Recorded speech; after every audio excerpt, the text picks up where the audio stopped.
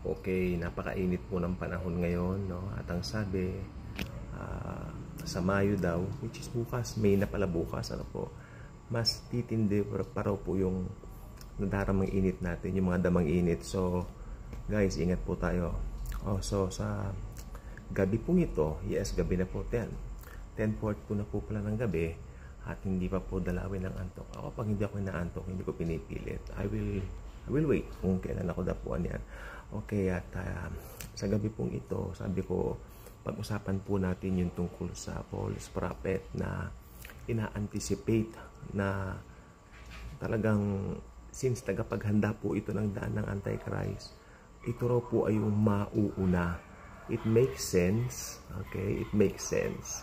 Pero uulitin ko po yung stand ko because we are believers at tayo po ay minamahal ng Diyos. Hindi po niya hahayaan na magdanas po tayo ng Great Tribulation. Kaya again, uulit-ulitin ko, bago man dumating yon, magra-rapture na po. Pero pag-usapan pa rin natin, ito pong tinatawag na false prophet. Malaki po ba ang gampanin nito? Yes, malaki po ang gampanin. At ito pong huli, itong nakaraang linggo, namatay nga po ang Pope Francis. At sabi, kasi may hula po si Malaki, Saint Malaki. Ito po yung Malaki prophecy.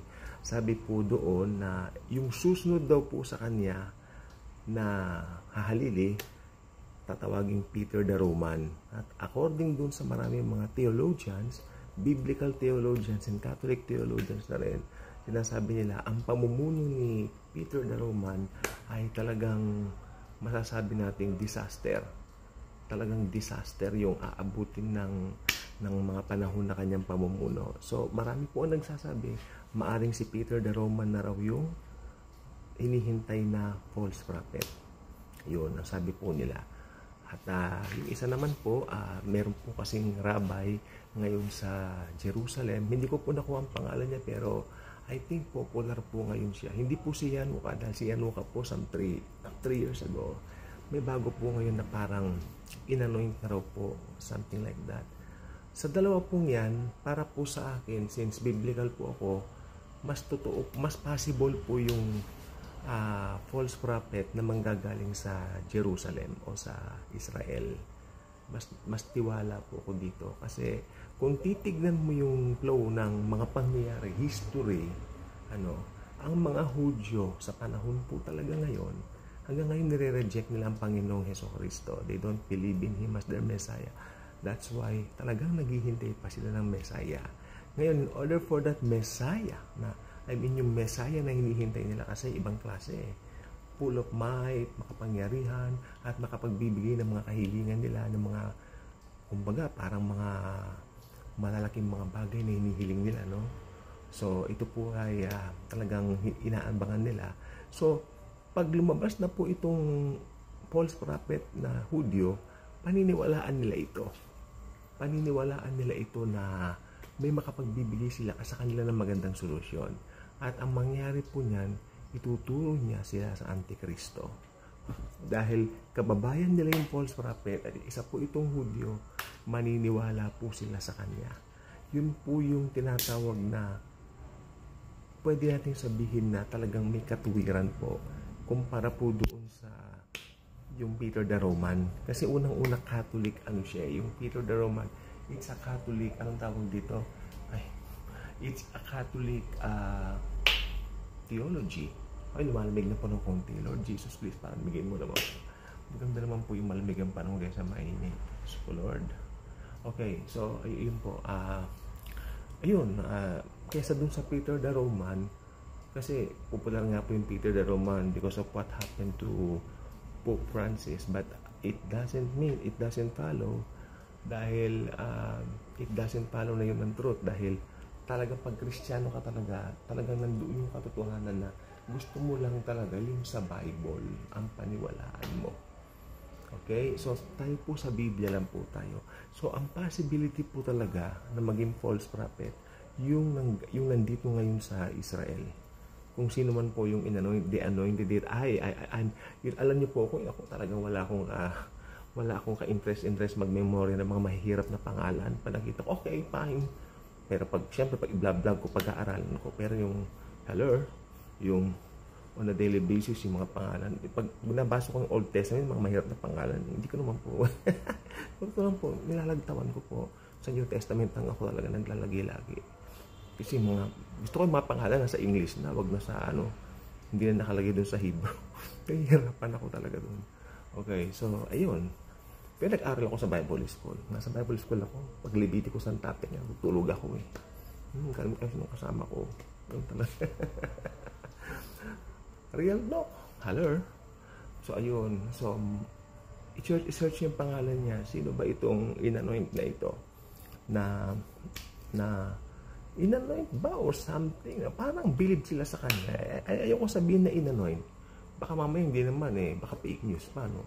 Pero parang, parang sikat siya ngayon dyan sa Israel. Talagang ano po ito ha? Teka, tatasin pa ako. Latest news po siya para makasagap ng hangin. Ginagawa ko pa ako. Yes. Parang latest news po siya ngayon. Yan muna. Ano ba yan? Dahil, bakit ang tiyan ko, Diyos ko. Ayan. So, ayan ang ibig ko sabihin po. Dahil latest news po siya ngayon. It's something that the Jews are really celebrating right now. Because they believe, tandaan nyo, they believe that one, siyempre hindi nila na false prophet, pero that particular rabbi for them, they believe that it will help them to rebuild their most desired third temple. Yan third temple pong yan, talaga pong, yan po ay matatayo. Pero again, kung pag-aaral mo ang Bible sa kanyang konteksto, talagang ang mga Kristiyano, pag the time na itatayo na yan, dun, syempre, na-rapture na po tayo. Okay? So, wag mong panabikan ng third temple dahil yan hindi para sa iyo kung Kristiyano ka. Okay? Yan ay para sa mga naiwan. Left behind, di ba? Kasi ano sa kanila yan, for them. Pero po sa ating mga Kristiyano, that's okay lang. Dahil hindi natin maaabutan yan. Ira-rapture po tayo. Okay? So, salamat po sa inyo dahil yung last video ko pinanood ninyo. Although, alam nyo, kami mga content creator, pag konti lang yung nagsusubscribe, tinatamad po talaga kami. Pero ako sabi ko, Lord, I'm not here for the subscribers. I'm here dahil pag may latest news naman, inaano ko. Pero napansin niyo po ako, lalo na po ako sa pagpo-post. Dahil napapagod din ako. Kung kailan ako may time doon, sometimes nakikita niyo, puro repost lang po ako.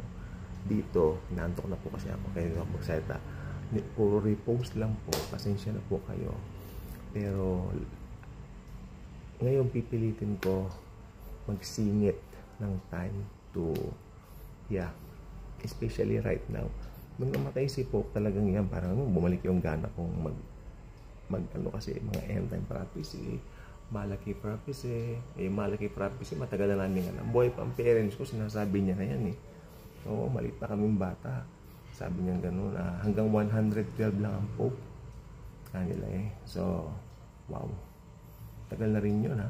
Pero alam nyo ngayon, kaya matagal na po yung prophecy yan. Kaya, parang, dahil sinasabi naman ng mga magulang ko dati nung buhay pa sila.